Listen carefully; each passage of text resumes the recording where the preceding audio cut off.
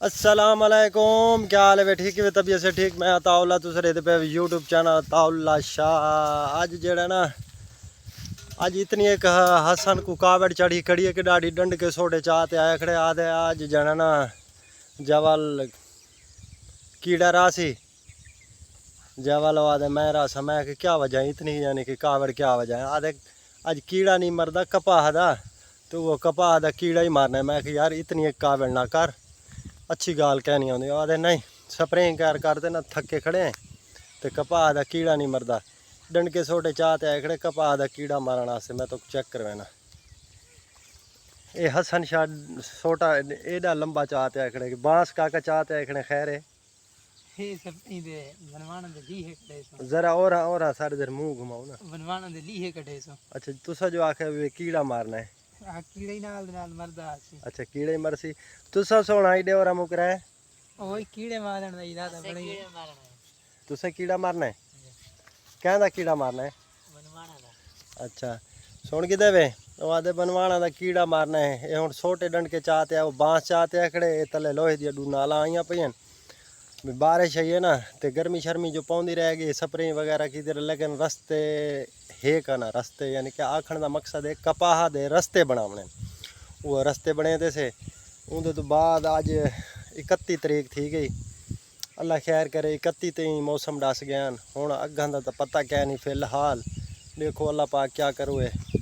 तो वो कपाह दे रस्ते वगैरह बने ने, रस्ते बनाते उनके तो बाद वाले रस्ते बने पे उसन साढ़े वास्ते आसानी थी वैसी स्प्रे करने वास्ते।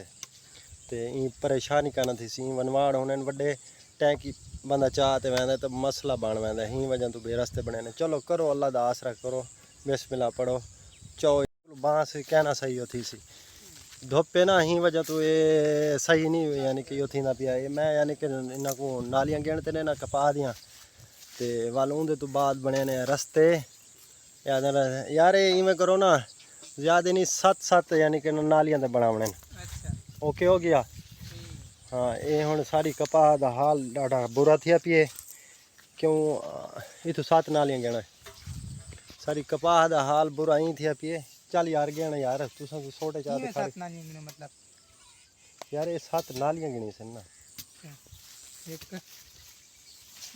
ये तो खेला गिनदा पिए ओ यार नाल ही हिक होंदी अल्लाह दे बंदे। या बूटा जी हाँ 1 2 3 4 5 इतने एक जिंदगी गुजारी खड़े हुए तो आपको पता ही क्या नहीं है।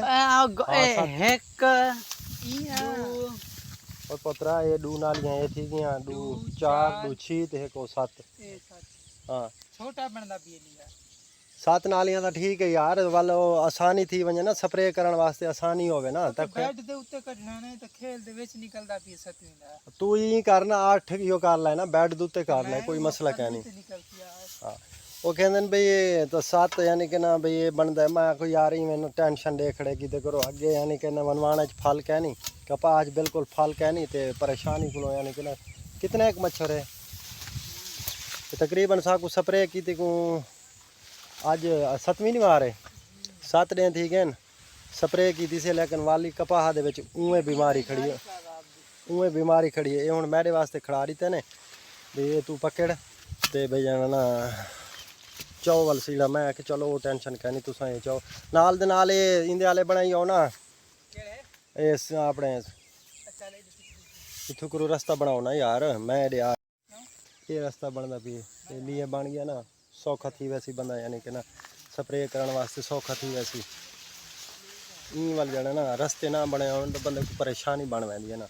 चलो भाई ई तो पानी लाऊंगा तो वनवा यानी कि धरती बिल्कुल नरम थी पी हो वाली करें। बारिश वगैरह आई है ना, बारिश की वजह तो ज़मीन बिल्कुल हल्की यो अपना सॉरी गिली थी पी है ना। ही वजह तो यानी कि रस्ते में आके बना के वो फायदे च वाल काल को स्प्रे करे सो परेशानी ना बने ना। ई बंदा टैंकी चाहते टुरदा ना तो पता मोहना तो टैंकी हुई वाल नाली दे विच टुरना होया ना बंदे को टेंशन थी है।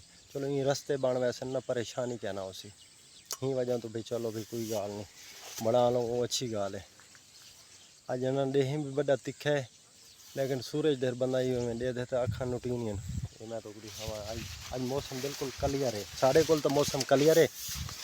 शायद वीवर तुहाडे कोल कोई होवे तां तुसां दसे सो कमेंट भी तुहाडे कोल कोई में मौसम क्लियर है या क्या नहीं। सारे कोल मौसम अल्हम्दुलिल्लाह क्लियर है।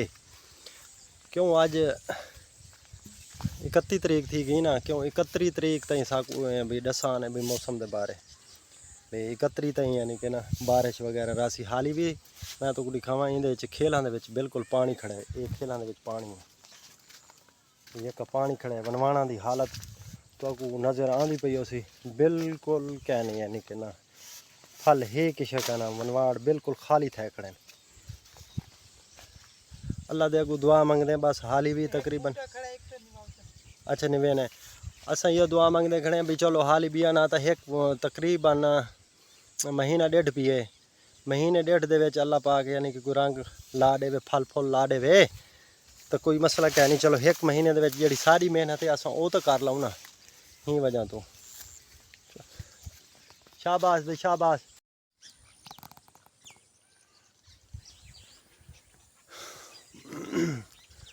अद्धे यानी कि रस्ते बना के जैसे पसीना पसीना थैकने जरा मैं सही कट गिनू तो वल उंदे तो बाद जड़ा ना वल जड़ा ना शुरू करे भी वो जवाना को लग गए प्यास लग गई छूर चावन गया पानी पानी की वजह तो भी पानी आ वजे तो वल जड़ा ना भी वो करे मैं चलो कोई गल नहीं जरा सही कट गिनू मसला तो कोई कह नहीं सही कड़े पे ही वजह तो रस्ते तो लिखे दे पैसे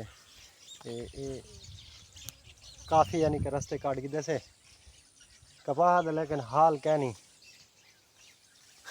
कपाह का हाल कह नहीं लेकिन मजबूरी है हुण क्या करो रस्ते बनावने जब रस्तों के जब कपाह के वड़ते हैं ना जब रस्ते बने ने ना एडी तकलीफ थी है ना दिल को क्या करूँ मजबूरी है हुण बनावने तो हैं बावल ही वजह तो चलो भाई कोई गाल कह नहीं बना गिनू सादा फायदा कोई यानी कि हवा शवा लग सी हवा दी यानी कि हवा शवा टप सी वो ठीक है। क्यों पहले तो गर्मी इतनी बढ़ो खाई के डाढ़ा वजह तो फल खेण ख़त्म थी गया मतलब तो बारिशें लगी रह गई हैं बारिशें की वजह तो यानी कि ना कोई चस वस कह नहीं